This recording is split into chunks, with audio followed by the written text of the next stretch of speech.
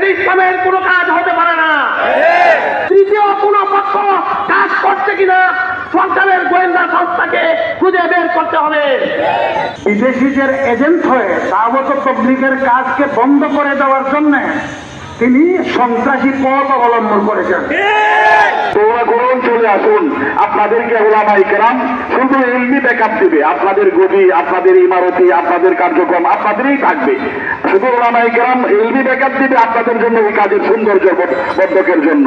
একজন ব্যক্তি তার জন্য সে যদি সত্য হয়ে থাকে, সারা বিশ্ব যার ব্যাপারে নিন্দে করতেছে, প্রত্যাখ্যান করতেছে, তারপরে ওরকম গু ধরে বসে থাকা, এমন গুয়ার কবিতা ইসলামী কখনো শিক্ষা দেয়। ইসলামের নামে যারা মানুষ হত্যা করে, খুন করে, এটি ইসলামের কোনো কাজ হতে পারে না। আমরা আজকে সমাবেশ থেকে দাবি জানাচ্ছি, অবিলম্বে খুনিদেরকে গ্রেফতার করে আইনের আওতায় এনে সর্বোচ্চ শাস্তির ব্যবস্থা করুন।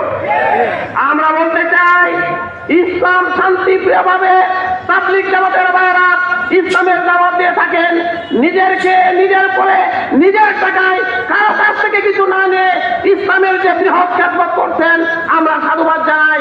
এই খেদমতকে ব্যাহত করার জন্য, এই খেদমতকে বন্ধ করার জন্য, দাইল আল্লাহর এই কাজকে স্থবির করে দেওয়ার জন্য যারা চক্রান্ত ষড়যন্ত্র করছে, তাদের বীর দাবি ভেঙে দিতে হবে।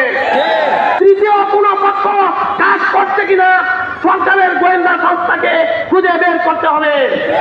এই শান্তিপ্রিয় কাজকে বাংলাদেশের মাটি থেকে মুছে ফেলার জন্য নতুন কোন চক্রান্ত ষড়যন্ত্র কিনা এটা খুঁজে বের করে দায়ীদেরকে শাস্তির আওতায় আনতে হবে। দাওয়াত তাবলীগের নামে যে কাজ করে আসছিল, এটার প্রতিষ্ঠাতা একজন আল্লাহওয়ালা ওলি আল্লাহ ছিলেন। আর এই কোন সংগঠন সুষ্ঠুভাবে পরিচালিত হওয়ার জন্য তিনি 6টা উসুল নির্ধারণ করেছেন। সাদ সাহেব বিদেশিদের এজেন্ট হয়ে দাওয়াত তাবলীগের কাজকে বন্ধ করে দেওয়ার জন্য তিনি সন্ত্রাসী পথ অবলম্বন করেছেন।